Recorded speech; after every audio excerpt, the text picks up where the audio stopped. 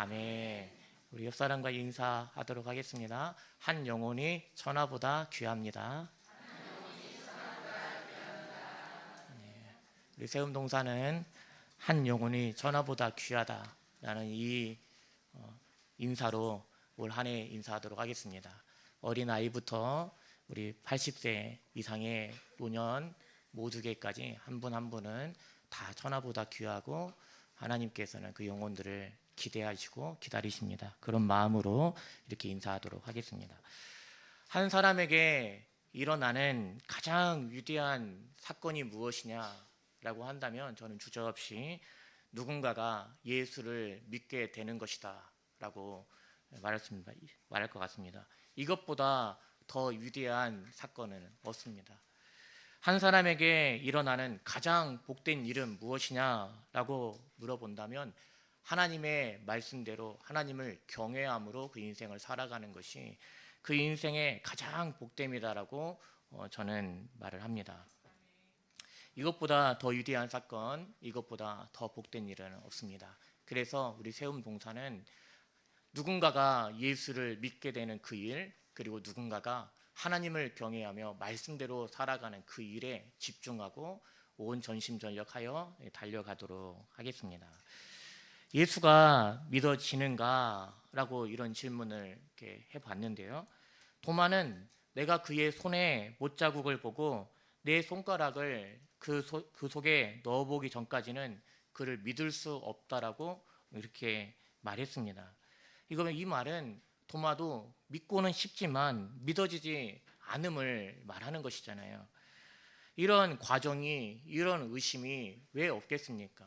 누군가가 처음부터 주를 향한 목숨을 버리며 따르겠다라는 그런 믿음으로 세워지는 것이 아니라 의심도 하고 믿어지지 않았던 과정도 있고, 그러나 어느 순간 내가 예수를 나의 주님으로 모시고 믿어지는 이런 일들이 일어나는 것이죠. 그런데 주님은 그런 도마에게, 그런 의심하고 있는 그런 과정에 있는 도마에게 책망하시는 것이 아니라 손을 넣어봐라, 그리고 의심하지 말고 믿는 자가 되라라고 그렇게 오히려 도마를 격려하십니다. 그래서요, 우리 세움 동산에 이곳에 예배를 드릴 때마다 기대가 됩니다. 내게서 믿음을 시작하시는 이가 하나님이시고 그 믿음 주시기를 원하시는 이는 하나님이시기에 믿음의 주요 온전케 하시는 이인 예수께서, 하나님께서 우리 각 사람을 믿음 안에서 세워가실 일이 기대가 되고요, 함께 기도하면서 세워져 가기를 주님의 이름으로 축복합니다. 만약에 내가 예수님을 믿고 있다면 거듭나 살아있다는 증거입니다. 요한복음 6장 44절에 나를 보내신 아버지께서 이끌지 아니하시면 아무라도 내게 올 수 없으니 오는 그를 내가 마지막 날에 다시 살리리라. 그러니까요, 아버지께서 이끌지 아니하시면 아무도 이런 믿음을 시작할 수 없고 이런 믿음으로 살아갈 수 없다라고 그렇게 말씀을 하시는데, 내가 지금 예수를 믿고 있다면 거듭난 증거요, 내가 살아있다라는 증거가 되는 것이죠. 이런 예배는 하나님 앞에 전부를 내어주시는 그 하나님의 사랑을 받고 그런 하나님께 나의 전부를 올려드리는 나의 반응이 예배입니다. 그러니까요, 우리 사랑하는 모든 성도님들은 예배자로 주님 앞에 있으시되 모든 예배를 소중히 여기시면서 예배로 하나님 앞에 세워져 가시기를 주님의 이름으로 축복합니다. 자식을 향한 그 부모의 사랑을 이렇게 보면요, 엄청난 것입니다. 아이가 부모에게 해주는 것이 그렇게 많지 않습니다. 특히나 어릴수록, 아기일수록 아기는 그냥 자기 하고 싶은 대로 이렇게 보살핌과 돌봄만 필요한 상태인데요. 그러나 부모가 아이에게 다 해주는 것이지 않습니까? 하나님께서 저와 여러분을 그렇게 우리에게서 무언가를 요구하시고 우리에게 무언가를 바라셔서 하시는 게 아니라 하나님께서 우리를 자녀 삼아 주시고 우리를 사랑하시기에 하나님의 전부를 내어주시는 그 사랑을 보여주시는 것이죠.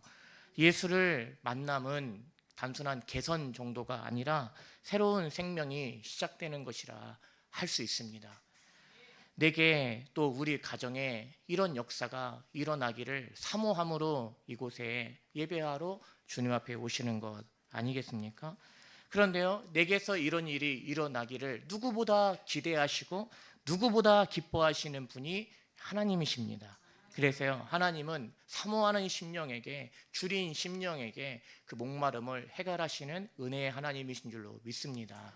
계속해서 그런 은혜를 사모하시기를 바랍니다. 베드로에게 예수님께서 물으세요.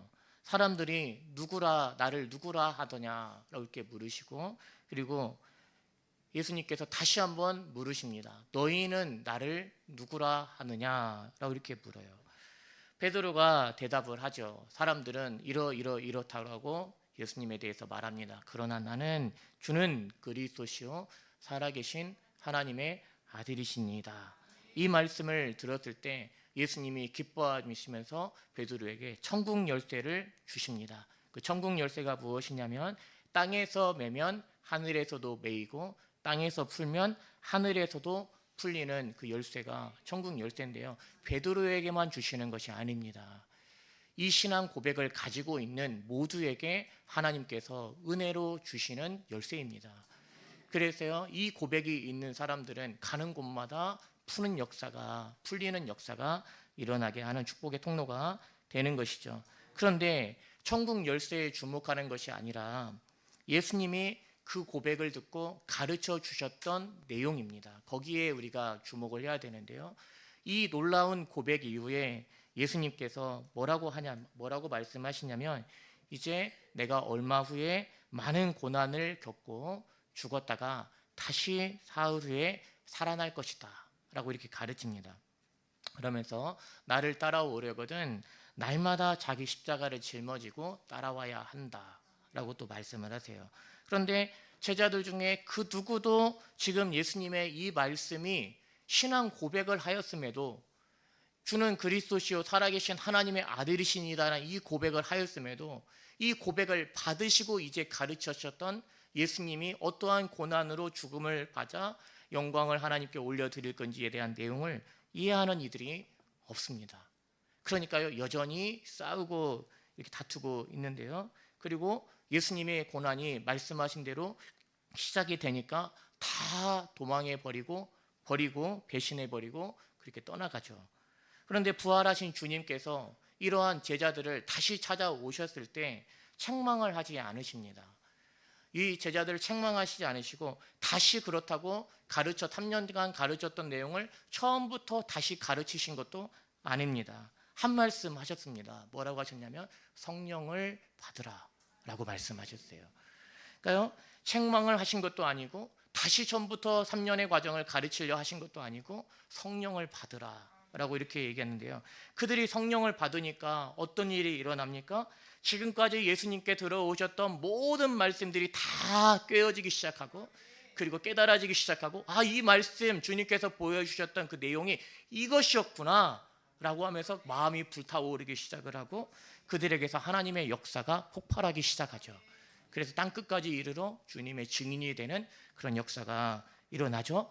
우리 세움 동사는 매 예배 시간마다 말씀이 선포되는 자리마다, 예수의 이름으로 나아가는 자리마다 성령께서 이런 은혜로 인도하실 줄로 믿습니다.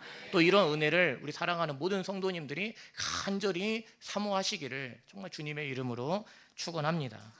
하나님이 죄인을 찾아오셔서 의롭다 하시는 그 대사건이 복음입니다. 복음의 시작이라 오늘 마가복음에서 이렇게 말씀을 하시는데요, 성경은 평범한 책이 아닙니다. 우리를 구원하시는 하나님, 그리고 하나님께서 어떠한 일을 행하시는가, 이것이 이제 복음인데요, 성경인데요, 고린도전서 4장 15절 말씀에 보면 그리스도 예수 안에서 복음으로써 내가 너를 낳았음이라 라고 말씀을 합니다. 그 복음의 시작이라 오늘 마가복음이 그렇게 말씀하고 있어요.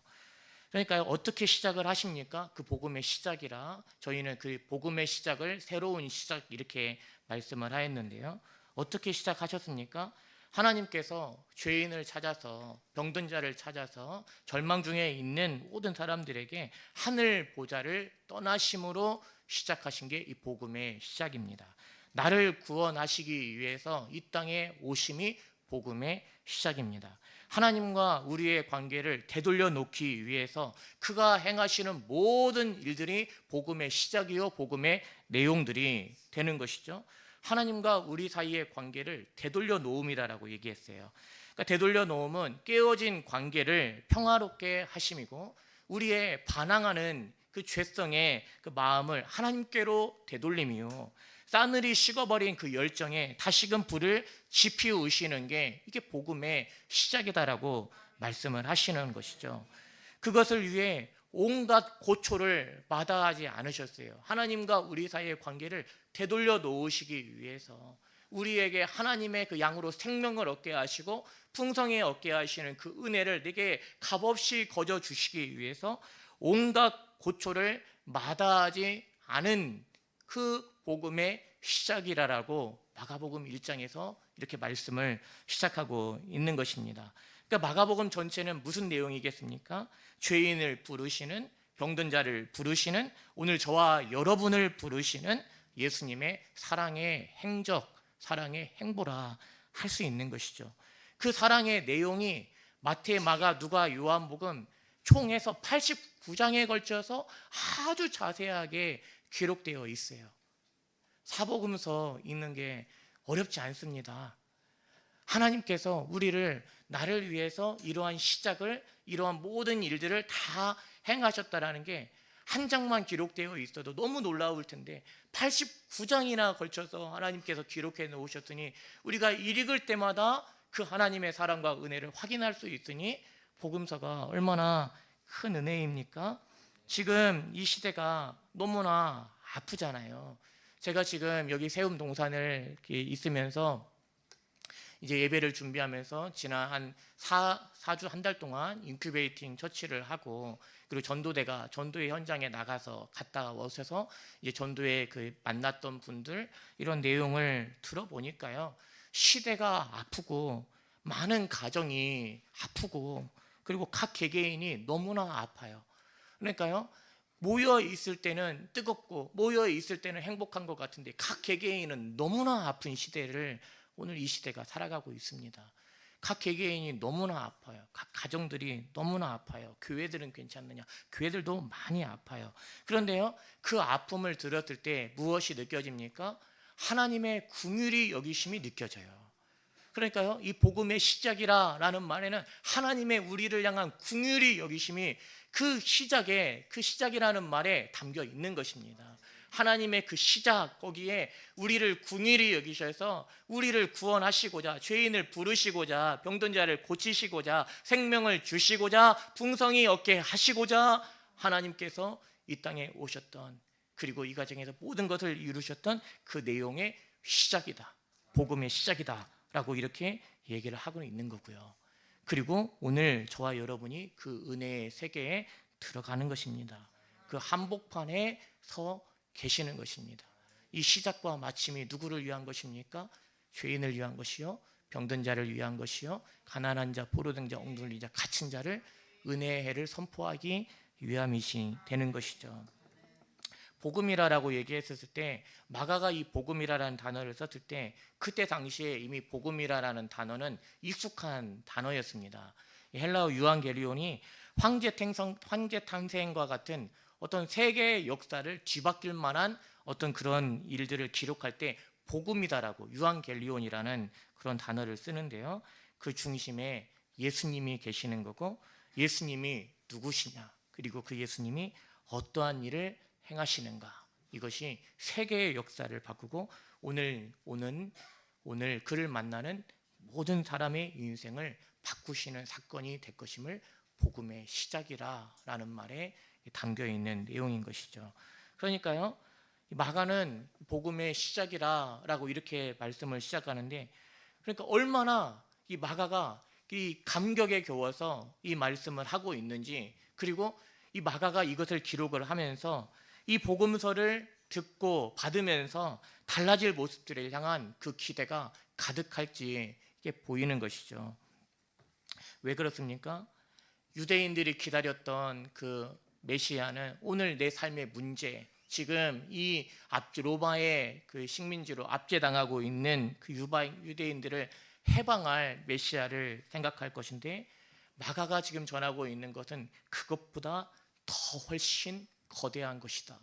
그것과 비교가 안 되는 어마어마한 놀라운 은혜의 시작이다 라고 하시면서 복음의 시작이다라고 말씀을 하는 거죠. 오랫동안 기다리면서 준비하였던 세움동산교회가 지금 시작을 하였습니다. 각 복음서의 목적은 하나님의 아들 예수님을 통하여 하나님의 백성들이 생명을 얻게 하시는 것이 사복음서의 모든 기록의 목적이고요. 세움동산을 이곳에 세우신 목적 역시도 이 땅의 모든 교회들과 동일한 사명인 한 영혼을 그리스도께로 인도하는 그 전초 기지로 하나님께서 사용하시기 위해서 우리를 세우신 것입니다. 예수님은 우리가 스스로 할 수 없는 그것을 대신 행하기 위해서 이 땅에 오셨습니다. 하나님이 저와 여러분을 찾으려고, 그리고 아직 예수 모르고 있는 수많은 영혼들을 찾으려고 예수님을 이 땅에 보내셔서 그리고 십자가에 못 박아 죽으신 것이죠. 성도가 붙잡아야 할 은혜가 무엇입니까? 하나님께서 오늘 우리로 모두에게 복음을 듣게 하심은, 예수 전함을 듣게 하심은 양으로 우리로 생명을 얻게 하시고 풍성히 얻게 하시기 위함이다라는 것을 우리가 붙잡아야 하는 것이죠. 예배를 위해서 기도하는 이제 준비 기도가 있잖아요. 첫 예배니까 제가 얼마나 기도를 많이 했겠습니까? 얼마나 많은 성도님들이 또 기도를 하겠습니까? 이곳에 송도에서도 온다 하시지, 전주에서도 온다 하시지, 주변 교회에서도 오신다 하시지, 기쁨의 동산에서도 오신다 하시지, 얼마나 많은 그 기도를 하면서 준비했겠습니까? 그런데 제가 이제 그런 첫 예배를 위해서 기도를 하면서 또 이 지역을 다녀볼 때 이 지역의 교회가 너무나 많습니다. 이 지역에 많은 교회들이 있어요. 전도할 때 보니까 더 많이 보여요. 그런데 기도할 때 하나님께서 주시는 음성이, 마음이 무엇이었냐면, 이곳에 세움동산이, 우리 교회가 세워지는 건 아군이, 지금 이 교회가 많은데 경쟁이 아닙니다. 그렇잖아요. 이곳에 교회가 많은데 이 지역의 교회들이 지쳐갈 때 지원군이 온 것이다. 하나님께서 기도할 때 주셨던 마음은 아군이 지원 나온 것이다. 그러니까요, 우리 세움동산 잘 세워지라, 이게 아니라 이 지역에 많은 교회들이 있는데 전쟁에, 지금 전쟁이 한참일 때, 피곤하여 지쳐갈 때, 그 어떤 그 전쟁의 판세가 기울어져 가는 것처럼 느껴질 때, 그런데요, 아군이 지원을 나오면 그게 얼마나 큰 힘이 됩니까? 저 멀리서 오고 있는 게 아군이라는 느낌이 들었을 때 얼마나 용기 백배 하겠습니까? 세움동산은 아군입니다. 이 지역의 많은 교회들을 함께 하나님 앞에 기도하면서, 기도의 지원군이 온 것이요, 전도의 지원군이 온 것이요, 함께 예배로 이 지역의 수많은 영혼들을 살리기 위해서, 세우기 위해서 하나님께서 이곳에 보내신 것입니다. 저는 그래서요, 이곳에 교회가 많은 것이 이제 아무 상관이 없어졌어요. 아무 상관이 없어져 버렸어요. 이곳에 교회가 세워진 것은 아군이, 우리 세움동산이 힘에 지나도록 자원하여 처음부터 빚진 자로 시작하였던 세움동산이 이 지역의 우군으로, 지원군으로 함께 하나님의 나라를 세워가기 위해서 지금 달려 나온 것이다. 하나님께서 이곳에 보내신 것이다. 이런 생각이 듭니다. 그래서 하나님께서 많은 기도, 지난 5월 달부터 수많은 성도님들이, 수많은 분들이 원금 각지에서 같이 기도하게 하시고, 그리고 세움동산을 기대하게 하시고 주목하게 하시는 것 같습니다. 2절에 이 사자를 보면 세례 요한입니다. 그의 임무는 주의 길을 예비하는 자라고 그렇게 이야기했습니다. 그의 첩경을 평탄케 하는 자, 이게 세례 요한의 사명인데요. 우리의 관심과 지경이 나에게서 머물러 있을 때가 많습니다. 주님의 나라, 주의 길을 예비하고 주의 첩경을 평탄케 하는 게 어떻게 보면 세례 요한만의 사명이 아니고, 오늘날 이 시대에 예수 믿고 있는 수많은 사람들이 예수 믿지 않는 사람들에게 주의 길을 예비하고 그의 첩경을 평탄케 하는 사람들이 다 되어야 하는 것이죠. 그래서 세례 요한의 사명이지만 우리 모든 믿음의 성도님들의 동일한 사명이다라고 생각을 합니다. 하나님의 나라가 우리 사랑하는 모든 성도님들의 관심이 되고 그리고 우리의 어떤 목표가 되어 있기를 주님의 이름으로 축원합니다. 이게 영적인 원리입니다. 그의 나라와 그의 의를 구하면 이 모든 것을 하나님께서는 더하여 주시는 것이죠. 그의 외침은 무엇이었습니까? 회개하라였습니다. 하나님과의 인격적인 만남 속에 무엇이 필요합니까? 회개입니다. 회개가 이 죄라는 것은 표적에서 벗어났다, 표적을 빗나갔다, 하나님과 하나님의 말씀에서 벗어나 있는 게 이게 죄죠. 율법을 지키지 않음이 죄고 복음을 믿지 않는 모든 행위가 다 죄입니다. 그래서요, 표적을 벗어나 있는데 이 모든 죄로부터 다시 관역을 향하여 나아가는 그 길, 예수님을 나의 구주로 모시어 드리는 것입니다. 우리 사랑하는 성도님, 아직도 나는 예수를, 교회를 오랫동안 다니지만 나는 아직 예수 믿는 게 무엇인지 잘 모르겠다. 나는 아직 예수님을 믿는데 믿는 건지 믿는 거 아닌 건지 내가 잘 모르겠다. 아직도 내 마음속에 하나님의 나라가 내 마음속에 나는 여전히 내가 중심이 되어 있다. 그렇다면 오늘 이 시간에 지금 마음속으로 예수님을 나의 구주로 하나님 내가 마음속에 모시어 드립니다. 나의 주와 나의 하나님이 되어 주옵소서. 새로운 시작이 되게 하시고 다시 시작함이 되게 하여 주옵소서. 나도 성경이 말씀하시는 그 영혼 생명을 얻는 자리에, 풍성이 얻게 하시는 자리에, 주님의 나라와 주님의 의를 구하는 그 자리에 있기를 원합니다 라고 마음속에 모시어 드리시기를 바랍니다.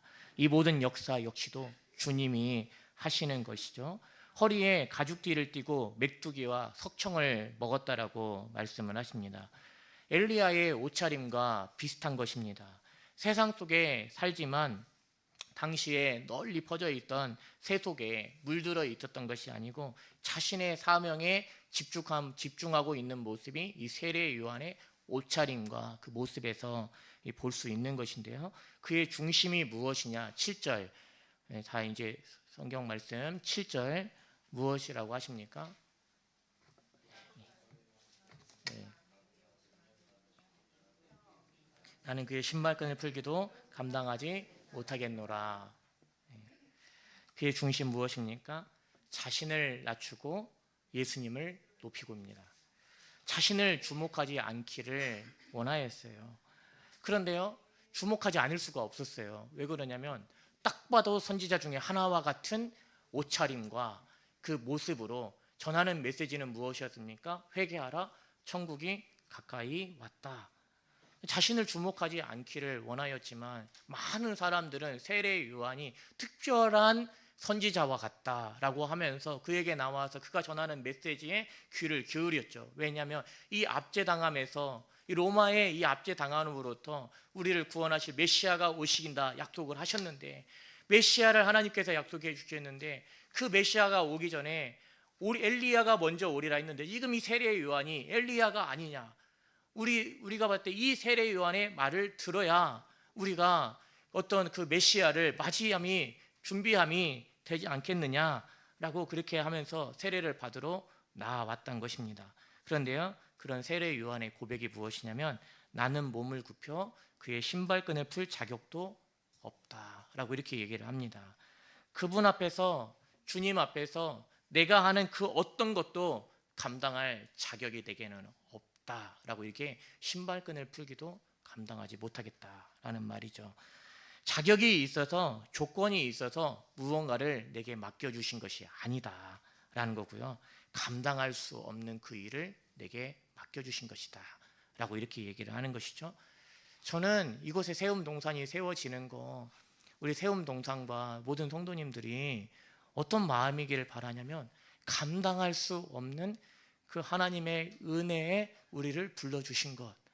세움동산 개척교회에 와서 진짜 앞으로 힘들 것 같다, 감안해야 될 것 같다, 감수해야 할 게 너무 많다, 어떻게 개척교회를 다시 시작하냐, 내가 개척교회 하다가 지쳤는데 다시, 아니에요. 아니에요.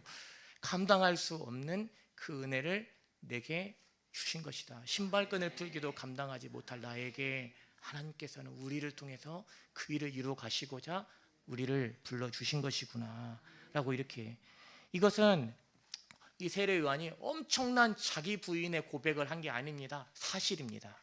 사실이에요. 그러니까요, 우리가 이런 고백을 하고 있는 것이 엄청 대단한 믿음의 고백을 하고 있는 것이 아니라 이것은 세움 동산의 사실이에요.